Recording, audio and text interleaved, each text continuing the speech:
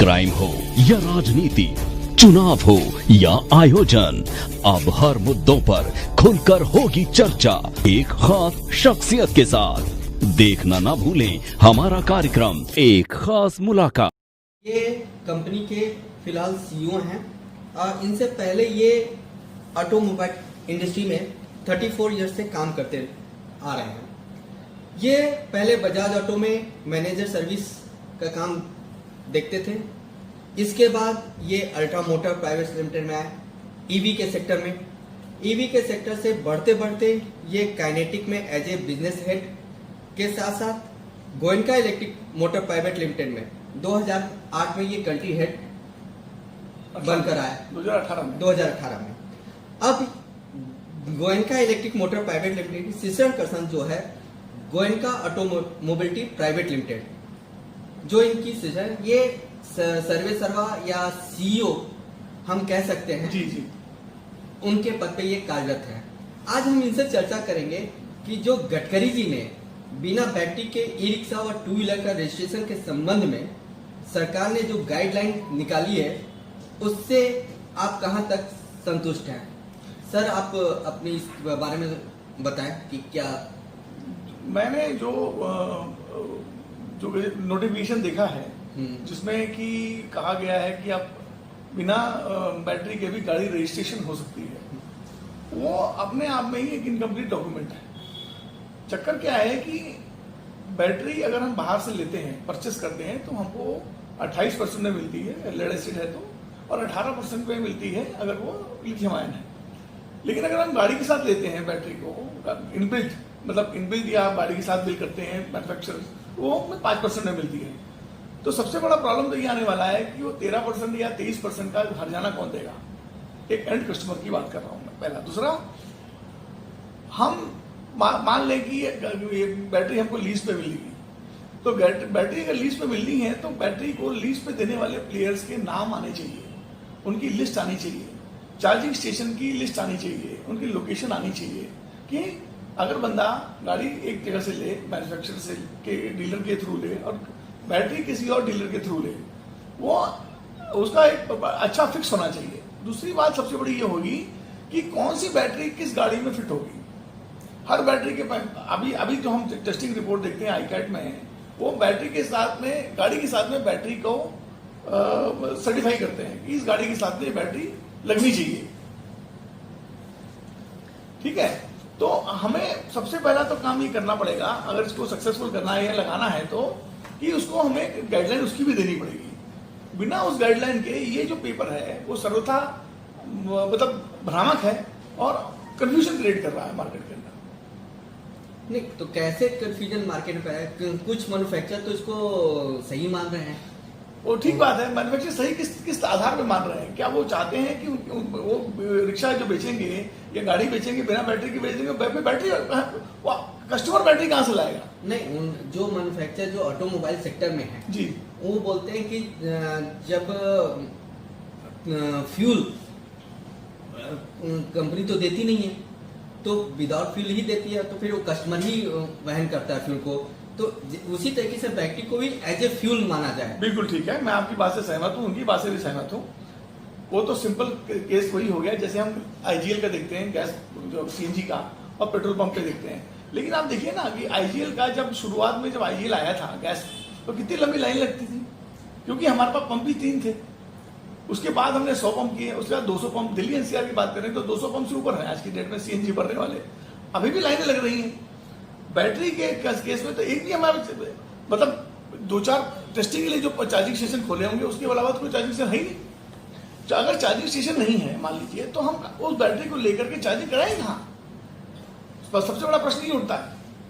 अभी तो गाइडलाइन उन्होंने शुरू किया है कि हर पेट्रोल पंप पे कियोस्क लगाए जा रहे हैं। जितने पेट्रोल पंप है, चाहे लग चुके हैं अब तक मेरे ख्याल से कुछ तो लग चुके हैं। तो उसकी लिस्ट पब्लिश हो ना, आप देखिए उसकी लिस्ट पब्लिश करें आप, और उसके कस्टमर को आपको कॉन्फिडेंस में लेना पड़ेगा। एजुकेशन चाहिए इसके लिए कि आप कैसे करेंगे। फिर बैटरी के संबंध में, बैटरी आपको लीज पे मिलेगी कि आपको खरीदनी पड़ेगी, उसके क्या मायने होंगे, वो सब एक पूरा अभी तक कोई भी क्लियर कट डेफिनेशन नहीं है इसका, इसलिए प्रॉब्लम आ रही है। नहीं अच्छा, कुछ मैन्युफैक्चरर बोलते हैं कि वो जो 28% जीएसटी है उनका वो बच जाएगा, वो उस पर वो बात कर रहे हैं। तो जैसे वो 28% लेकर 28% पे ही वो बेच रहे हैं, तो इससे उनका जो जीएसटी का अमाउंट है वो बच जाएगा। मैं कस्टमर की बात कर रहा हूँ सर आपसे, आप कस्टमर के पॉइंट ऑफ व्यू से लेके देखोगे ना, मामला फंस जाएगा। क्योंकि कस्टमर क्यों आपको 28% देने वाला बैटरी का, जबकि उसको 5% में बैटरी गाड़ी के साथ बैटरी मिल रही है। तो मैन्युफैक्चर के पॉइंट ऑफ व्यू से ये बात सही हो सकती है, पहला। दूसरा क्या होगा, मैं फिर वही बोल रहा हूँ कि बैटरी को चार्जिंग की व्यवस्था जब तक आप नहीं करेंगे, ये मॉडल आपका काम नहीं करने वाला। तो यानी पेपर प्लेटिल है, और जो लेड एसिड पे है ब्रांडेड होती है, तो वो तो जो कस्टमर लेगा, चाहे वो एक्साइड का है तो एक्साइड का ही वो लेगा। हाँ, एक्साइड के आपको चार्जिंग स्टेशन ढूंढने पड़ेंगे। हाँ। एक्साइड की बैटरी वहां मिलनी चाहिए। अच्छा, फिर डिनोमिनेशन बैटरी का अलग है, किसी के पास 140 एच की बैटरी है, किसी का 110 एच की बैटरी है, वो कैसे करेंगे आप? बहुत सारी चीजें हैं जो इसको ये पॉलिसी में आनी चाहिए। तो हम सरकार से क्या उम्मीद करें कि ये जो गडकरी जी ने जो ये गाइडलाइन निकाली है, या फिर बड़े प्लेयर ही इसमें समाहित होंगे? Exactly, that is the point I am trying to make.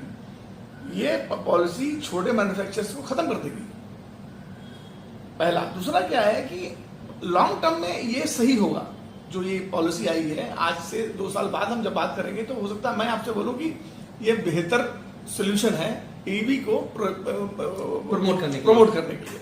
लेकिन अभी फिलहाल बहुत बहुत कंफ्यूजन है इसमें, तो कंफ्यूजन सरकार को दूर करना चाहिए। कोई नोटिफिकेशन निकाले, कोई गाइडलाइन निकाले, ताकि सारे मैन्युफैक्चरर्स और कस्टमर को दी जाए।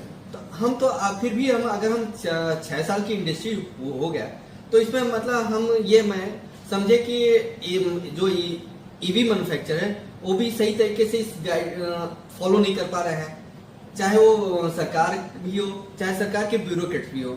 मेरे को लगता नहीं कि जिस तरीके से डीजल और पेट्रोल गाड़ियां का सेगमेंट काफी बड़ा है, उसमें एक एक चीज फुल कर पाता है। ये मुझे लगता है कि इलेक्ट्रिक व्हीकल में ये चीजें नहीं है।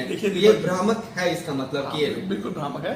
दीपक जी, मैं having said all this, Deepak ji, मैं आपको आपसे एक बात और बोलना चाहता हूँ कि डीजल पेट्रोल की गाड़ी की जब हम बात करते हैं तो हम बात करते हैं 70-80 साल पुरानी बात करते हैं, बिल्डअप करने की बात करते हैं कि 70-80 साल में लेवल प्लेइंग ग्राउंड बना डीजल और पेट्रोल की कार के लिए, गाड़ी के लिए, छोटी गाड़ी की, बड़ी गाड़ी के लिए। आप चाहते हैं कि 6 साल की इंडस्ट्री उसी तरह से बिहेव करने लगे जैसे 70 साल की इंडस्ट्री, तो होगा नहीं सर। गवर्नमेंट को और मैन्युफैक्चर की बॉडी को और कस्टमर के कुछ नुमाइंदों को बुला करके एक टेबल पे बैठ करके बात करनी होगी, वहां से कंसेंसस निकलेगा कि कैसे करना है, तब जाके ये बात बनेगी सर। इससे पहले बात नहीं बन सकती। बिल्कुल नहीं बनेगी, क्योंकि आप खुद बोल रहे हैं कि आपने 4 मैन्युफैक्चर से बात की, वो पक्ष में है। हाँ। आपने मुझसे बात की, मैं इसके पक्ष में नहीं हूं अभी। बाद में 2 साल बाद मैं खुद हो सकता है कि आपको बताऊं कि नहीं सर, ये दीपक ये बहुत बड़ी बेहतरीन व्यवस्था कर रखी है सरकार ने, हर जगह बैटरी बैंक बन गया है, हर इंडियन ऑयल, मुझे मालूम है, मैंने पेपर पढ़ता हूँ, इंडियन ऑयल के पेट्रोल पंप पे वो बोल रहे हैं कि हर पेट्रोल पंप पे कियोस्क लगेंगे। कब लगेंगे? कोई है क्या अभी? कोई मॉडल दिखाने के लिए है क्या? उसका एडवर्टाइजमेंट हमने किया है क्या सरकार ने? हमें कैसे मालूम कि वो काम करेगा? फिर आप जब बिल की बात करोगे, गाड़ी की कॉस्ट की बात करोगे, तो कस्टमर को कौन सी गाड़ी की कॉस्ट पे करनी पड़ेगी? ये सब सारी चीजें, बहुत सारी छोटी छोटी चीजें हैं जो अभी सामने आनी है। अभी पीछे 1 महीने या 1.5 महीने पीछे चंडीगढ़ में एक इंडियन ऑयल कॉर्पोरेशन के पेट्रोल पंप में अभी सन मोबिलिटी ने वो लगाया है। मैं कहता रहा हूँ ना कि ये सन मोबिलिटी और एक और कंपनी, 2-3 कंपनियों का जो हम बात कर रहे हैं आज की डेट में, हमारे सर्कल में जो बात हो रही है, बात ये हो रही है कि 2-3 कंपनियां जो इस प्रोजेक्ट को लेके आ रही हैं, ये पॉलिसी पे सब उनका किया जा रहा है। मैन्युफैक्चर तैयार नहीं है, कस्टमर तैयार नहीं है, क्योंकि ये कंपनियों को अपनी मार्केटिंग करनी है, इसलिए ये पॉलिसी में लाया गया है।